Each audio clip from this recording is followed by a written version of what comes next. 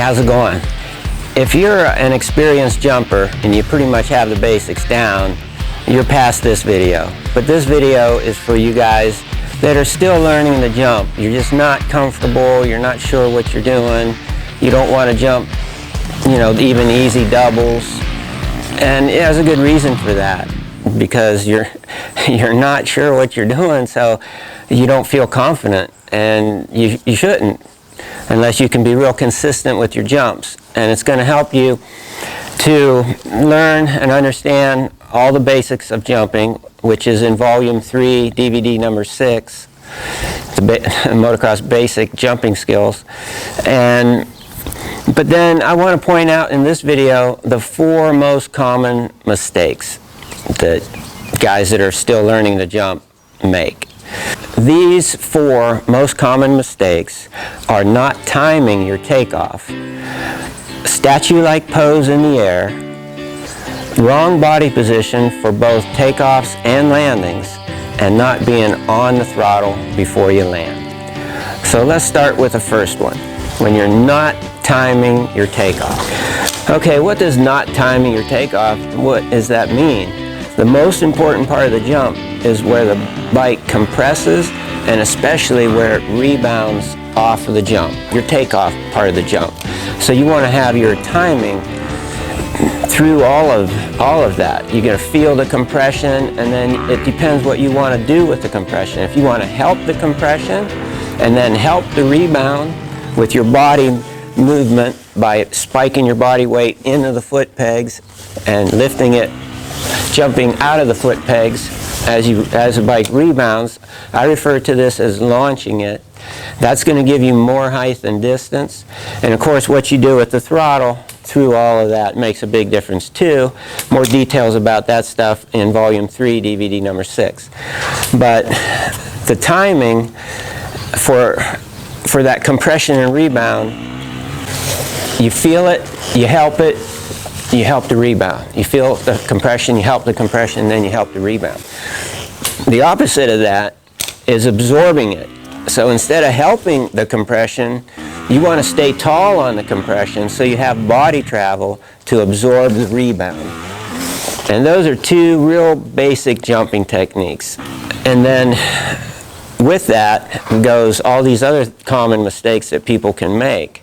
So not timing the compression and rebound, even if you're not trying to do anything, you're not trying to launch it, you're not trying to absorb it, there's still some timing there with your body movement and what you do with the throttle. Now, if you just have a real gradual, kind of a long slanted jump, you don't have to put much input in. Just hitting the jump and being basically in the central location you're going to be fine off the jump. Doesn't really matter too much what you do, a real gradual, long face jump. But the shorter the jump is, the lower it is, and the steeper it is, especially steeper, you have to do some good timing with your body movement and feel the compression and rebound and work with that compression and rebound with your timing.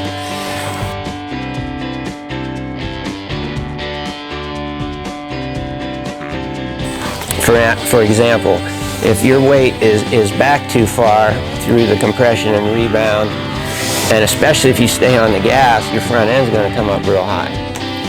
So if you're back here, yeah, you go off the jump, front end's going to go high. Now, if you're up here and you're off the throttle, you have a tendency to drop your front end. And again, the forgiving jumps that are real gradual and long, it's not so noticeable. But like I say, on the shorter, steeper ones, is very noticeable. I did some examples with the longer ones because I could do the examples and not risk crashing. On the shorter, steeper ones, honestly, I didn't want to take the chance of doing the wrong ways because it could have wound up to be a big crash. And it was hard for me to shoot even on the long ones to make those mistakes and do it the wrong way. I really had to focus on it, and we had to do multiple takes before I could finally do it, because it's programmed into me of doing it the right way, and to do it the wrong way is really takes some effort. So I couldn't do it on the other ones, the steeper ones that you saw. Not the big mistakes. I wasn't going to like almost endo. You have to get Ronnie Mac to show you those kind of things. But another common mistake one is to have your knees way up and your butt way up. That's a common mistake. You're really not doing anything when you do that. But I see a lot of guys doing that. So when you're hitting the jump, you should be either on the balls of your feet or the arches of your feet, depending on what you're doing with the shifter or brake. And your knees should be straight up above the foot pegs. Not up here and not back here, but straight up above the foot pegs. And then hinge down at your waist a little bit, and your eyes should be right over the triple clamps. That's a central location. And then any movement forward or back from that is going to affect that pivot point of the bike, the central location, which is the bike's going to react to it. So timing that takeoff, especially the takeoff, along with the compression right before it, and having your body in the right position. So that's mistake number one. Learn to control your compression and rebound. And of course, when you're learning to do these jumps, practice on a real easy jump is very forgiving. So you can get the feeling of that compression, rebound, takeoff, and then landing. Compression, rebound, takeoff, landing through repetition, easy jump. You get better at the easy jump, you go to a little bit more difficult jumps, till finally you can hit any jump any way you want to and control the compression and rebound, make the bike fly just how you want it, front end, either neutral, high, or low. Step number one. Okay, number two is that statue-like pose through the air. The guys that are doing this are usually the guys that have a white knuckle grip on the handle grips. They don't know what the bike's going to do, so they just send it, and then they hold on for dear life to see what happens. And if you get the step number one down and you build your confidence gradually on easy jumps, you'll learn to relax your upper body. Your tension is in your legs, because that's where you're kind of squeezing the bike with your knees a little bit, and of course all your weight is when you're standing up. So you don't need to hold on real tight. You just need to hold on loosely, but don't let go. Just enough to move your body positioning and use the controls. It's like holding a bird.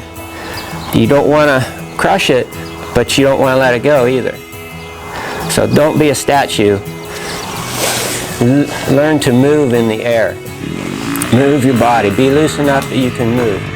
And if it's an easy jump and you're not all sideways or anything, you don't have to move. Well, just practice moving a little bit while you're in the air. Get control, movement and balance. Common jumping mistake number three, wrong body position for not only takeoff, but also for your landings. When you land on a downslope on the jump, it's real smooth, so it doesn't matter too much on how you land. You should land a tiny bit with the rear wheel first, or a tiny bit with the front wheel first, but you can land with both wheels at the same time. And it's always better if you're on the gas right before you land. We'll talk about that in step number 4. But when you land on that, I mean, that's not a big deal when you land on a downslope. It's so smooth. But when you land on flat ground off of a single jump, you land flat, it's much better to land with the rear wheel first. And while you're in the air, you want to be in the forward body position. And as you land with the rear wheel, you're going to be on the gas and rotate and row down and back. On the gas and row down and back. On the gas, row down and back. On the gas, row down and back. And that takes up the landing. First the back wheel comes down, and then by the time the front wheel comes down, you're rowing down and back, you're on the gas, you don't even feel the front wheel come down. It just kind of comes down. It's not hard at all. I mean, obviously you feel it a little bit, but it's not hard. If you stay in the back position and land, you feel everything. It's hard landing. If you're too far in the front position and you land, it's the same thing. You feel everything hit. So land with the rear wheel first and be on the gas on flat ground. Now if you're landing and you have to slow down right away, like you're landing into a corner, it's definitely better to land on the front wheel first and control the brakes as soon as you land. You're going to kind of be in the center of the bike, and then as you land you're going to hold yourself back with your legs and core and a little bit with your arms, because you don't want to go into the braking force. You're still braking. So you hold yourself back, control the brakes into the corner, and turn it. So being in the right body position and having the proper movement as you land is key to smooth landings. And then finally we'll go right into number 4, because it has to do with what we're just now talking about. Another common mistake is guys, when they land, they're going to wait and see what happens, so they're off the throttle. Well, if you do that and you case a jump and you're a little bit sideways, it's going to compress and then rebound, and when it rebounds it's going to swap you sideways the other way. So you definitely want to be on the gas before you land at all times. Even if it's perfectly straight, get on the throttle before you land. It's faster, it's much smoother, and it makes the bike go straight right away. The only exception, of course, is if you want to slow down as you're landing into a corner. So those are the 4 most common jumping mistakes for beginners. Get out there and practice and notice if you're making any of these mistakes. Now figure out how to correct them.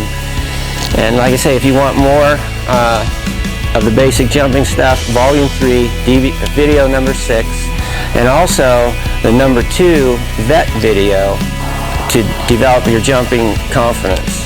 Other basic techniques are in there for you guys. So don't be a squid, man.